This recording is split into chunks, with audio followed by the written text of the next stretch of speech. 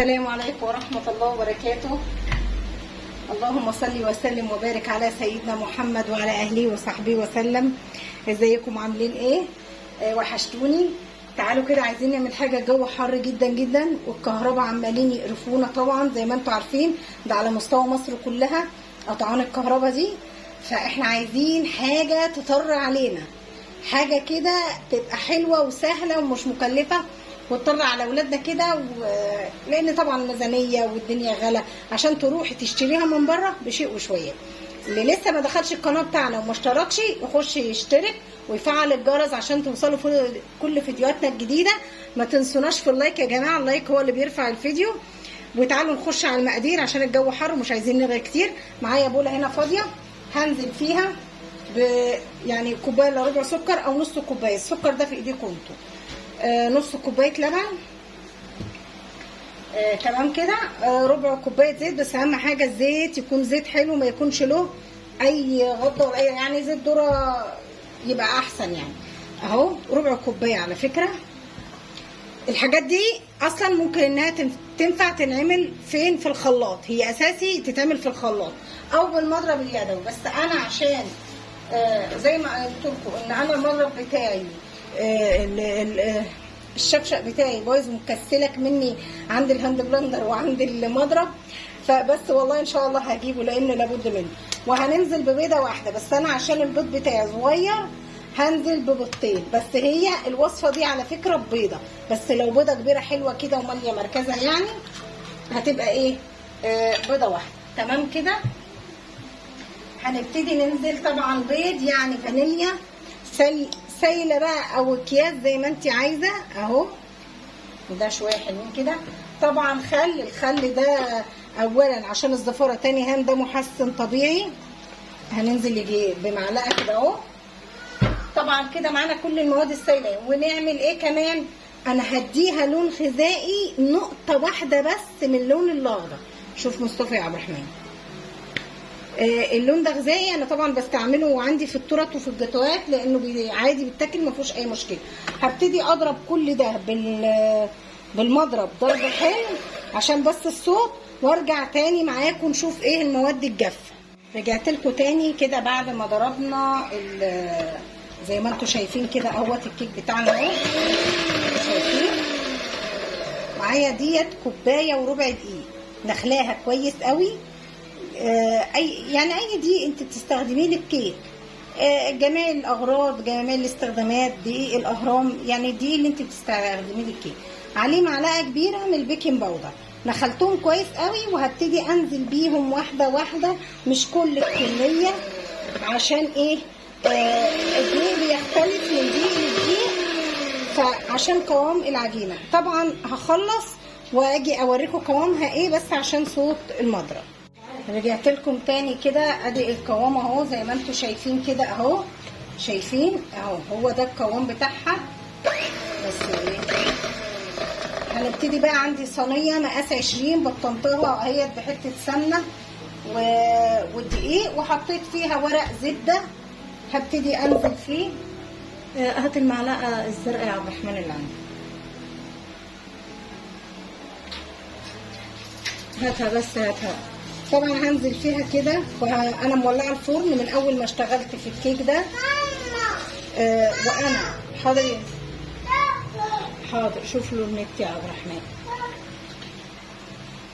شوف له النت يلا. هنبتدي بقى كده نظبطها اهي. ده مقدار كويس يعني اللي احنا هنعملها. وصفة جميلة خطيرة بره، غالية جدا والله العظيم. يعني حاجة كده هتفرحي العيال بقى في الجو الحر ده. اهيت هنبتدي نديها خبطتين كده اهي بس كده اهو. وهدخلها على الفرن، هتاخد لها نص ساعة. ونطلعها تاني ونرجع مع بعض. يلا ما تنسوناش في اللايك. اللي وصل معانا لغايه دلوقتي يحط اللايك الجميل بتاعه. وبعد ما خبزنا طبعا الكيكه ودخلناها الفرن وطلعت وبردت، هوريها لكم دلوقتي. جيت معايا بس عشان ايه مش عايزين ناخد، يعني انا عملت معاكم الخطوه دي قبل كده. معايا نص كوبايه كريمه الكريمه اللي هي بتبقى عند العطار او اي يعني بتبقى ايه من غير سكر. عايزه تجيبي الكريم شانتيه اللي هو السكر هتجيبي الكيس بس مش هتحطي له سكر، لكن انا بفضل اللي هو من غير سكر. هتجيبي نص كوبايه عليهم معلقتين سكر عليهم نص كوبايه ميه متلجه وهتضربيهم بالمضرب الكهربائي. ما ينفعش الكريمه تنضرب بمضرب يدوي ولا بالخلاط، المضرب الكهربائي لا اما العجين.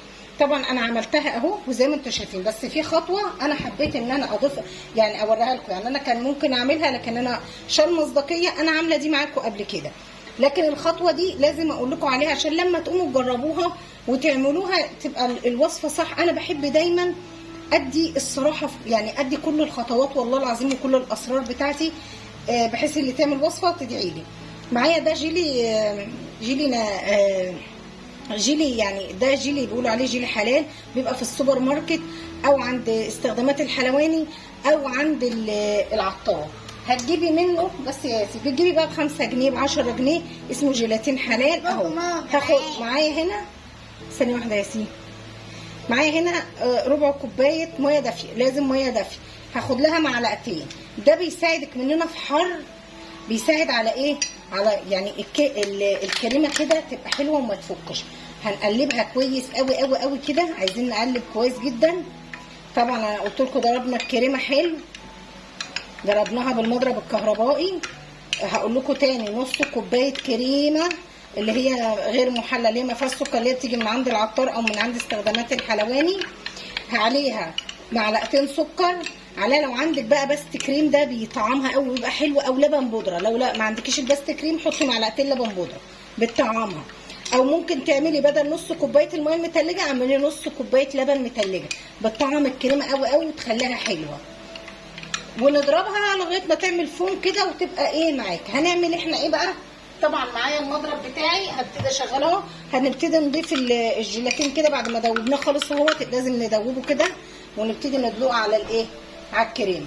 طبعا يا جماعه عايزين نشتغل فيها على طول، لان لو سيبناه على الكريمه كده هيربط ويعمل طبقه. فانا هضربه بالمضرب وارجع معاكم تاني. ورجعت لكم تاني كده بعد ما احنا ادي الكيكه يا جماعه شكلها جميل اهو. انا كنت قطعتها بالسكينه فيعني في كام حته كده اتهدرت معايا فقمت ايه ظبطتها تاني. بصوا بقى انا عندي الطوق ده بتصور بس كده ماشي. الطوق ده هعمله عليه. ما عندكوش انتوا الطوق ده هنعمل ايه؟ هتجيبوها في اي صينيه عندكم، اي صينيه. في صواني دلوقتي اللي هي طالعه اللي هي ايه؟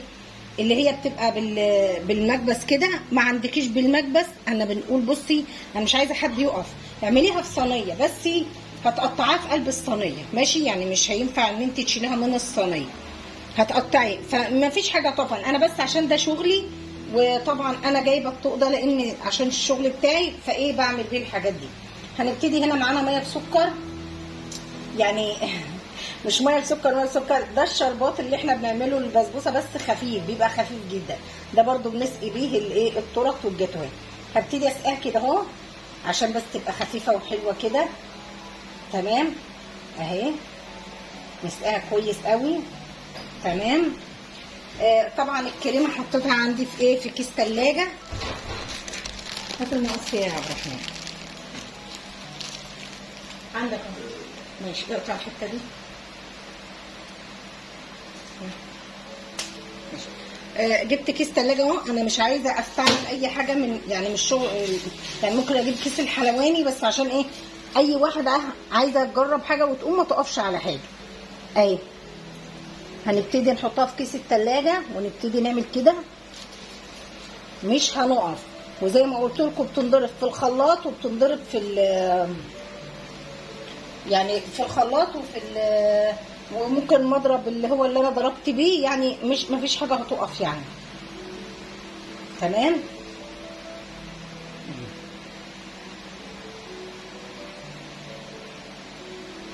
اهيت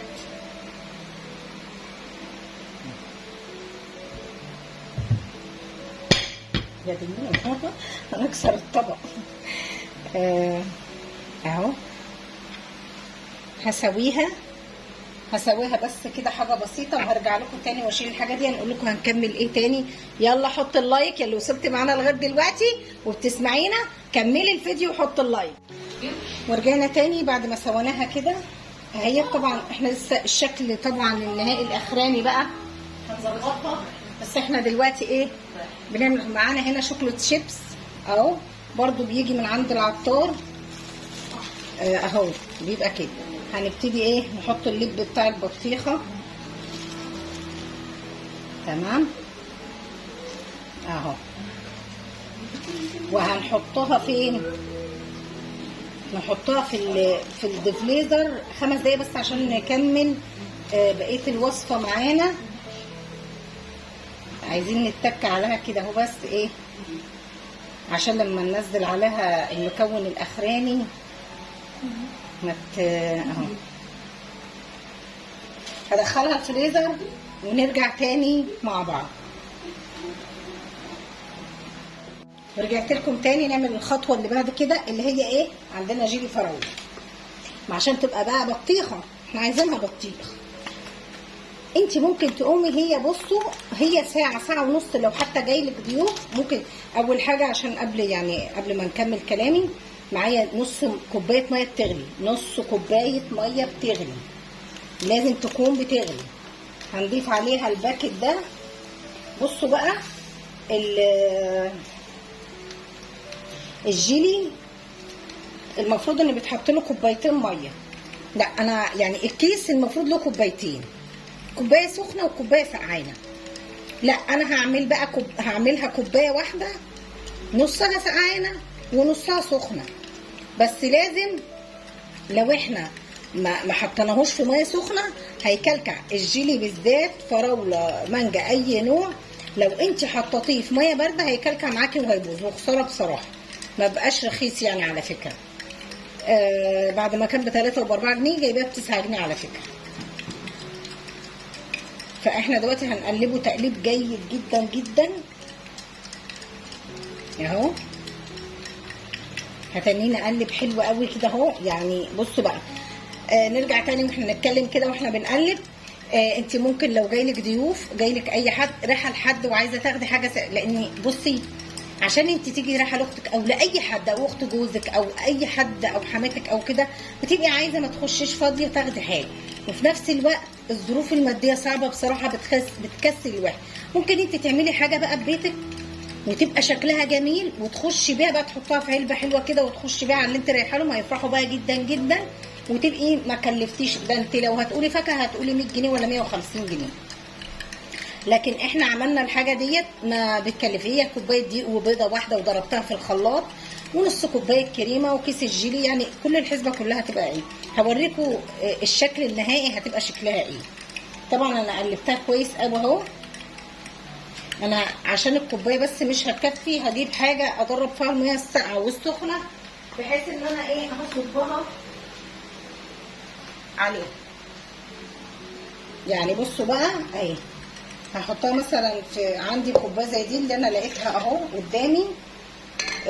وهجيب نص سقعانه برضو اهي، عايرته قدامكم كويس كده اهو. ماشي تمام.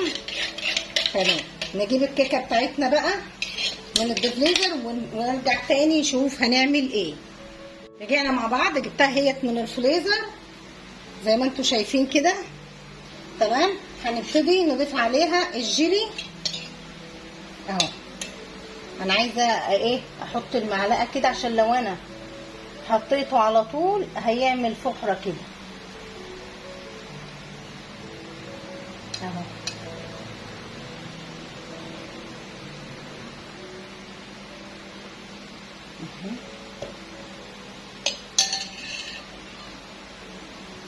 الطقم تلا بالظبط. يعني بصي هحاول اديها شويه كمان بس كده، مش هنحط حاجه تاني. تعالوا بقى ايه بصوا، لا هنحطها في التلاجة 5 دقايق ونرجع تاني. بس هي طبعا لازم تتحط ساعه، بس انا هحطها 5 تمسك كده وارجع تاني اقول لكم ايه. بس يا رب الكهرباء ما تقطعش وارجع تاني معاكم ونكمل. بس هي يعني هي كده خلاص. انا كل ما في الامر ان انا اما هدخلها التلاجة وتطلع هضيف لها حاجه صغيره ونرجع نحطها نسيبها ساعه بقى، ونبقى بعد كده نيجي نشوفها تاني مع بعض. يلا حط اللايك يا حلوه انت وهي. ورجعت لكم تاني بعد. بصراحة انا كنت عاملاها امبارح بالليل، فكنت المفروض ان انا نسيبها ساعة في الثلاجة. انا سبتها ليلة بصراحة لان النور قطع زي ما قلت لكم. انا قلت لكم هاجي تاني معاكم ده لو النور ما قطعش. هو انا ما ضفتلهاش حاجة، انا كل اللي انا عملته حطيت بس شوية كريسبي اسمر كده اللي هو يبقى حب لب البطيخ ده زي ما انتم شايفينه اهو. بس انا ما ضفتلهاش اي حاجة تانية. فبصراحة اما النور قطع وجي متأخر فقلت اخليها للصبح بقى. فايه رأيكم بقى في الجمال ده؟ بالله عليكم القمر دي الجمال ده كده لو انتوا عملتوها جاي لكم ضيوف او لو خارجين رايحين لحد واخدينها مش قمر. تعالوا نقطعها كده ونشوفها.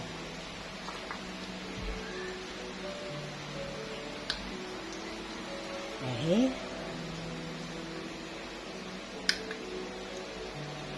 هجيب بس اشيلها.